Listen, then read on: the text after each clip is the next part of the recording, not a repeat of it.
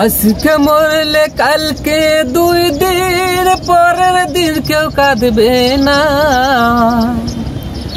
আজকে মরলে কালকে 2 দিন পরের দিন কেউ কাঁদবে না।